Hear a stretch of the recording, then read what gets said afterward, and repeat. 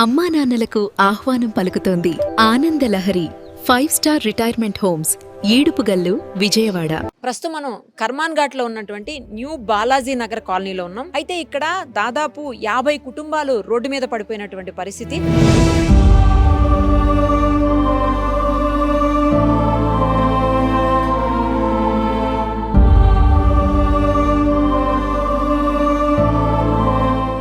వాళ్ళ ఇళ్లన్నీ కూడా సీజ్ చేశారు. అసలు ఎవరు సీజ్ చేశారు, ఎందుకు సీజ్ చేశారు, తర్వాత ముందేమన్నా నోటీసులు ఇచ్చి సీజ్ చేశారా, లేకపోతే ఆల్ ఆఫ్ సడన్ వచ్చి సీజ్ చేశారా, ఇవన్నీ కూడా వాళ్ళ మాటలోనే విందాము. అయితే వాళ్ళు గత వారం 10 రోజులుగా ఎవరింటి ముందు వాళ్ళు ఆ సామాన్ అంతా బయట పడేశారు వాళ్ళవి. సో ఎవరింటి ముందు వాళ్ళు కూర్చున్నటువంటి పరిస్థితి. చిన్న పిల్లలు ఉన్నారు, పెద్దవాళ్ళు ఉన్నారు, అందులో ఆరోగ్యం బాగలేని వాళ్ళు ఉన్నారు. ఇలా రకరకాల ఇష్యూస్ ఉన్న వాళ్ళంతా కూడా పగలు రాత్రి మొత్తం 24 అవర్స్ రోడ్డు మీదే ఉంటున్నటువంటి సిచ్యుయేషన్. ఒకసారి వాళ్ళతో మాట్లాడదాం, అసలు ఏం జరిగింది అనేది వాళ్ళ మాటలో. అర్ధరాత్రి వచ్చి 3 గంటల రాత్రి వచ్చి LB Nagar PS, Saroor Nagar PS కొంతమంది వచ్చేసేసి 300 మంది పోలీసులు, 200 మంది లేబర్స్ తెచ్చి విచక్షణారహితంగా సామాన్లు అన్ని ఇట్లా బయట పడేసారు. మాకు చెప్పుకోవడానికి కూడా ఎవరు రాలేదు. ఇప్పుడు కూడా వాళ్ళు ఏమంటారు, డిమాండేషన్ ఆర్డర్ కూడా మేము మూవ్ చేసారు మేడం. డిమాండేషన్ ఆర్డర్ కూడా మేము ఇల్లు కూడా కొట్టేసి ఆర్డర్ ఇవ్వండి అంటే జడ్జి గారు ఇవ్వలేదు. ఇప్పుడు 2 ఎకరాల 31 గుంట యాక్చువల్లీ ఉంది. దేని కింద అసలు ఇదంతా ఏ గుడి కింద ఉంది? బన్సూరి వాళ్ళ కృష్ణ మందిర్, కర్మన్ ఘాట్ హనుమాన్ టెంపుల్ కి ఎట్లాంటి సంబంధం లేదు. మీరు అందరు గ్రహించాలి. బన్సూరి వాళ్ళ కృష్ణ మందిర్ అని ఒకటి క్రియేట్ చేసిరు, ఇది అంతే.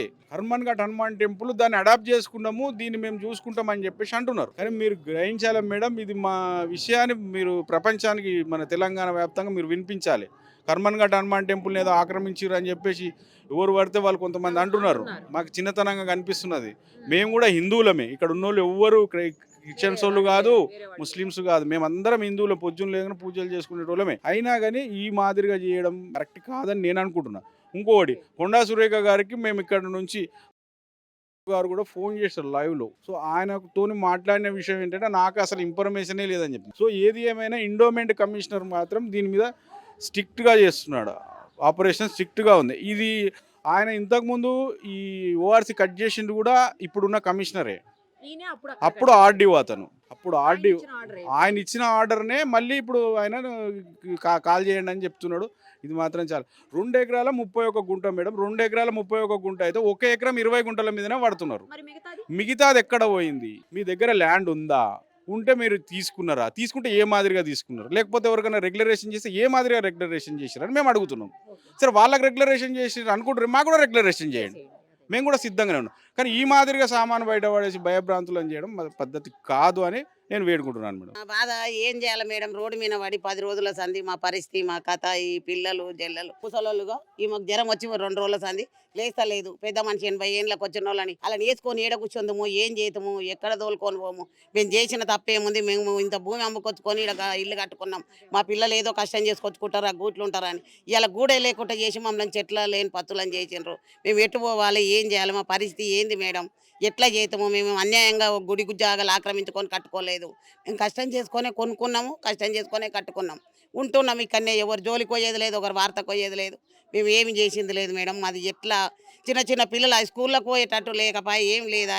మా పరిస్థితికి కాళ్ళ నొప్పులు, నాకు కింద కూర్చొని మళ్ళీ లేవరాదు. ఈ పరిస్థితి కింద కూర్చొని లేచే వరకల్లా జ్వరం పెట్టుకున్నట్టు అయి చాతనే అయితే లేదు. ఏం చేయాలి? అందరికి చిన్న వాళ్ళకు లేని రోగాలు, బీపీలు, షుగర్లు.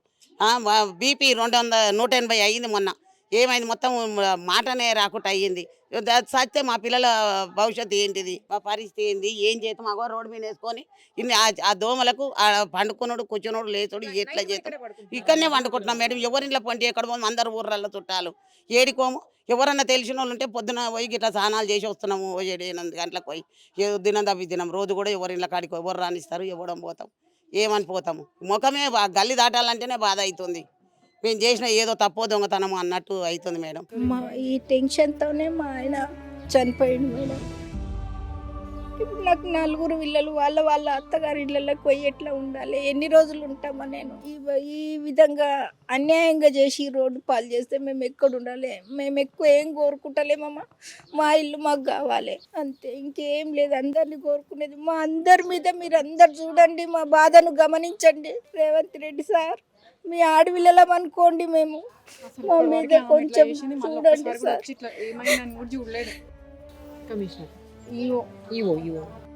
ఏడవకమ్మా, ఏడవక.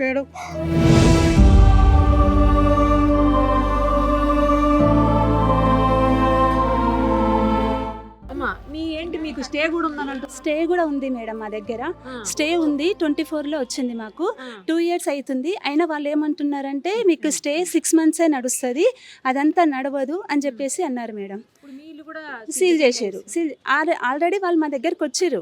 వస్తే మేము స్టే ఉంది అని ఆల్రెడీ లాయర్ ఏం చెప్పిండు, ఈవో మేడంకి చెప్తే సరే 10 members ఉన్నారు కదా వాళ్ళొక్కరికి వదిలేస్తామని చెప్పారంట ఆ రోజు. చెప్పినాక మళ్ళీ మా ఇంటి దగ్గరికి అందరితో సమానంగా తీసేస్తందుకు వచ్చారు. మేము అడ్డంగా నిలబడితే మా అవసరం లేదు, ఒకసారి మా లాయర్తో మాట్లాడండి అంటే కూడా ఫోన్ తీసుకోలేదు. ఫోన్ తీసుకోకపోతే లిఫ్ట్ కనీసం స్పీకర్ ఆన్ చేసినాము, లిఫ్ట్ అనే చేయండి అంటే లిఫ్ట్ కూడా మేము చెయ్యము, మాకు అవసరం లేదు, మేము అందరితో సమానంగా తీసేసామని తీసేశారు. అసలు మా పరిస్థితి ఏంది మేడం, తెల్లవారుజామున 4 గంటలకు వచ్చారు. 3 గంటలకు స్టార్ట్ అయ్యారు, 4 గంటలకు స్టార్ట్ చేసేసారు. మొత్తం గంటన్నర సేపట్లో మొత్తం కాల్ చేసేసారు మేడం. బయట లేబర్ వచ్చారు, మేము అడిగినాం కొంచెం మా సామాన్లు ఉన్నాయి కొన్ని తీసుకుంటామంటే లేదు మొత్తం తీసుకోవాలని చెప్పేసి అన్నారు. ఇక మేము కొన్ని ఉంచేసి కొన్ని తీసే అవసరమైనవి దెబ్బ తీసేస్తూనే ఉన్నారు మేడం. అవి ఇంపార్టెంట్ ఫైల్స్ ఉంటాయి, అవి అన్నీ చెక్ చేసుకోవాలి కదా. ఎట్లా అచానక్ రోడ్డు మీదకి వచ్చేస్తే మా బతుకులు ఏంటి? మాకు రిజిస్ట్రేషన్స్ ఉన్నాయి, ట్యాక్సీ కడుతున్నాము, కరెంటు బిల్లు కడుతున్నాము, ప్రాపర్టీ వాటర్ బిల్లు అన్నీ కడుతున్నాము. మమ్మల్ని ఏమంటున్నారంటే ఆక్రమించి దేవుని భూములు ఆక్రమించి మేము ఉన్నామంటున్నారు. ఆక్రమణ భూములు ఇవి కానే కావు. మేము 2006లో తీసుకున్నాం మేడం. 2006లో తీసుకొని 7లో కట్టుకున్నాం. మరి కట్టుకునేటప్పుడు ఏం చేశారు వాళ్ళు? ఇప్పుడు ఎండోమెంట్ భూమి అంటే ఆ రోజు మమ్మల్ని అబ్జెక్షన్ చేసేస్తే మేము కట్టుకునే వాళ్ళం కాదు కదా. ఇప్పుడు 20 years 19 years అవుతుంది, ఇన్ని రోజులు ఉన్నాక ఇంకా ఇప్పుడు మాది అని ఇల్లీగల్గా మమ్మల్ని అనేస్తే ఎలా? ఓకే, మరి వాళ్ళు మాకు నోటీస్ ఇచ్చారు. నోటీస్కి ఇంకా 20 days టైం ఉంది. నోటీస్ ఇచ్చినాక కూడా 20 days టైం ఉన్నాక కూడా ఆ నోటీస్కి మీకు చెల్లదు. ఎండోమెంట్ డిపార్ట్మెంట్లో ఉందంట మేడం, యాక్ట్ కింద ఎండోమెంట్ యాక్ట్ కింద ఇచ్చిన మనం సిగ్నేచర్ పెట్టి తీసుకుంటాం కదా, తీసుకున్నప్పటి నుంచి 90 days అంట. 90 days అంటే మాకు 60 days అవుతుంది. ఇంకా 25 days 26 days ఉంది. ఉన్నాక కూడా మీరు మీ ప్రకారం చూసుకుంటే మాకు రావడమే 25 days అంటే ఇంచుమించు 1 month లేట్ వచ్చింది. వచ్చినాక అన్నీ చూసుకోవాలి కదా మేడం. మా దగ్గర డబ్బులు ఉండయి అన్నీ సర్దుకొని చేసుకోవాలా. ఇది ఒక్కరితో కాదు, 10 మంది మేడం. ఎలా అవుతుంది? అందరి దగ్గర ఉంటా ఇంకా 20 days ఉంది కదా అన్నట్టు అనుకునే లోపలనే వచ్చేసి మా టైం అయిపోయింది మేము తీసేసుకుంటామని చెప్పి తీసేసుకున్నారు. మొత్తం ఎన్ని ఇళ్ళు ఉంటాయండి? 50 కుటుంబాలు అంట కదా? లేదు మేడం, 21-22 ఇండ్లు ఉంటాయి. 50 కుటుంబాలు ఉంటాయి మేడం. అందరు ఇప్పుడు కిరాయిలలో కూడా ఏం చెప్పలేకపోతున్నాం మేడం. వస్తారు వాళ్ళు కూడా ఏంటి కొంచెం ఒక్కసారన్నా చెప్పొచ్చు అంటే మాకే ఇన్ఫర్మేషన్ తెలియదు, మీకు ఎలా చెప్తాం? అచానక్ వచ్చేసి కిరాయిలను ఓనర్స్ను అందరినీ రోడ్డు మీద పడేసి ఎట్లాంటి పరిస్థితి మేడం మాకంటే. ఇక చెప్తున్నా కదా, తెలిసిన వాళ్ళ ఇళ్ళలో పోయి ఫ్రెష్ అప్ అయ్యి ఇంక పొద్దున పోయి మళ్ళీ ఈ టైంకి వచ్చేస్తున్నాం మేడం. రోడ్ల మీదనే దోమలు, చలి ఎట్లా ఉంటుంది మేడం? చలికాలం ఇది.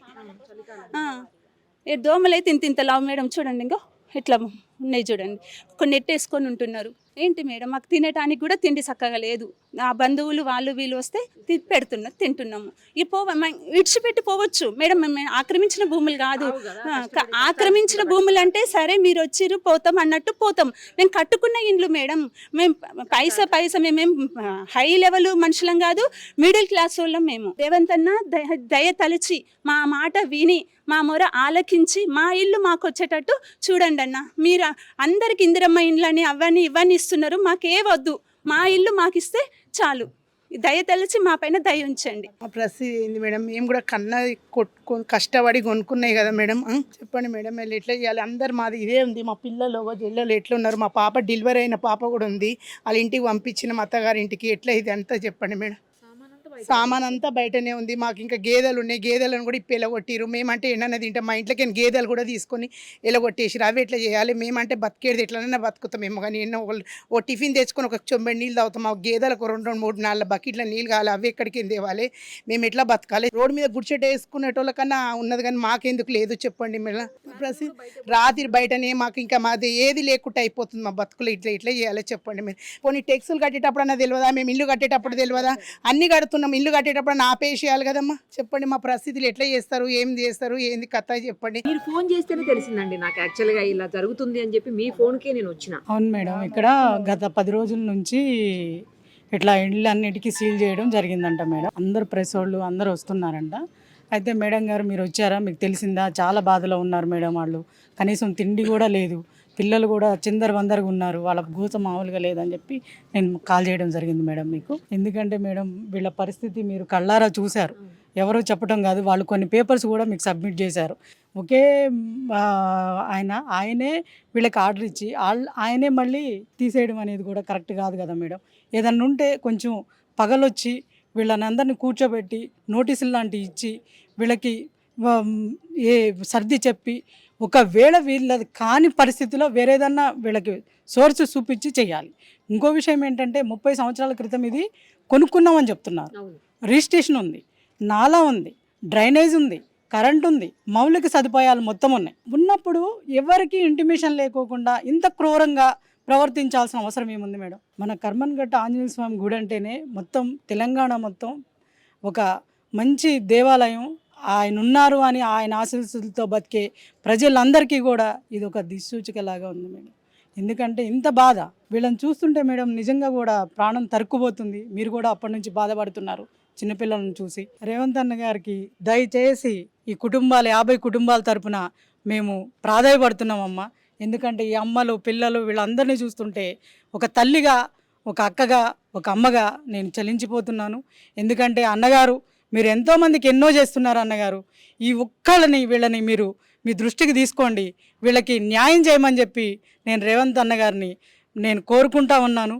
ఎందుకంటే వీళ్ళందరి తరపున కూడా నేను అన్నగారిని బ్రతిమలాడుతున్నా అనుకోండి. ఎందుకంటే సురేఖ అక్క గారు కూడా మాట్లాడింది, ఇట్లా చేయడం కరెక్ట్ కాదు ఇంటిమేషన్ లేకుండా అని అక్కగారు కూడా చెప్పడం జరిగింది. అక్క మీరు కూడా ఎండోమెంట్లో ఉన్నారు కాబట్టి మీరు కూడా కలగజేసుకోండి, ఒక స్త్రీగా అమ్మ బాధని అర్థం చేసుకోండి. రేవంత్ అన్న మీరు వెంటనే వీళ్ళని స్పందించి సహాయం చేస్తారని చెప్పి నేను కోరుకుంటా ఉన్నా. మీరు ఖచ్చితంగా రేవంత్ అన్న గారికి మీ ద్వారా మేడం తీసుకెళ్ళాలి. ఎందుకంటే నిరుపమ మేడం అందరికీ మంచి చేస్తుందని తెలుసు, వీరికి కూడా మీ ద్వారా మంచి చేయాలని చెప్పి మా కోరిక మేడం. మరి ఈ కర్మన్ఘట్ పక్కన హనుమాన్ టెంపుల్ పక్కనే మరి ఇక్కడ ఉన్న వెంచర్ చేసిరు కాబట్టి వీళ్ళకి రిజిస్ట్రేషన్ చేయించుకొని కొన్నారు. వీళ్ళు కొన్న ల్యాండ్ మరి కొని వీళ్ళ పైసలతో వీళ్ళే కట్టుకున్నారు. ఎక్కడ కూడా వాళ్ళు లోన్లు కూడా గవర్నమెంట్ నుంచి తీసుకోకుండా వీళ్ళ కష్టార్జితంతో వీళ్ళు ఇల్లు కట్టుకున్నారు. కట్టుకున్నదాన్ని 30 ఏండ్ల తర్వాత ఇప్పుడు వాళ్ళ ఇళ్లను సీల్ చేయడము అది ఎంతవరకు కరెక్ట్? అది ఎందుకంటే ఒక ఇల్లు కట్టాలంటే ఎంత కష్టపడితే ఆ ఇల్లు కడతాం మనము. ఒక ఆడపిల్ల మోషన్స్ పోవాలన్నా, యూరిన్ పోవాలన్నా, పిల్లలకు యూరిన్ పోవాలన్నా, ఆ లేడీస్ రోడ్డు మీద పడుకోవాలన్నా ఎంత ఇబ్బంది. ఇప్పుడున్న సిచ్యువేషన్లో ఆడపిల్లలకు ఎంత ప్రాబ్లమ్స్ జరుగుతున్నాయి. ఇళ్ళల్లో ఉన్నోళ్ళకే వాళ్ళకు అత్యాచారాలు జరుగుతున్నాయి.